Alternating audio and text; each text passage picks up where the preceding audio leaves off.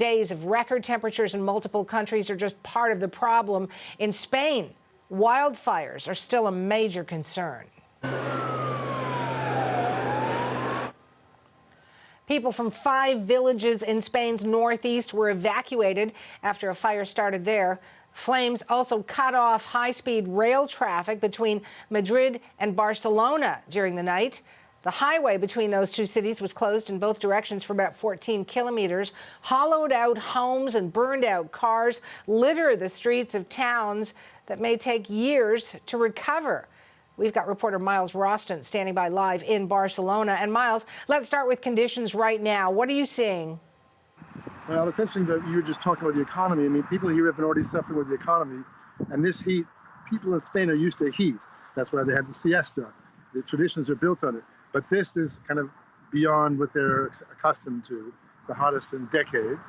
And the wildfires are concerned. Also, 679 people, according to the Ministry of Health, have died, mainly over the age of 65.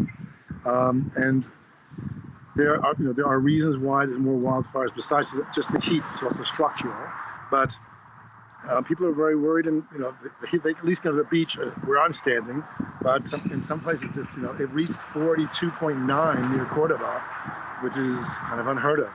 So it's pretty tough for everybody, and they're really not used to it. This is they really know there's something like climate change going on, and they have no doubt about it. And with so many fires, threatening so many communities, what are officials doing to keep people safe, Miles? Well, officials right now, there's 2 points of the disaster, right? Disasters, there's response, and so people are evacuating people from all these kinds of villages and trying to see, also to follow the course of the fires and where they're going, and trying to make sure that people are not caught in the path. We heard about the one man who ran through the flames. Luckily, it's been minimal damage in a sense in terms of human life.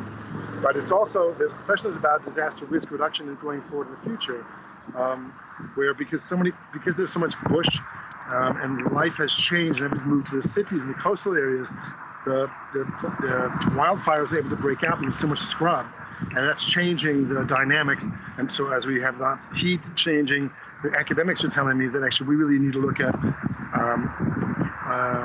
disaster proofing in the future. It's not just about right now with the current conditions.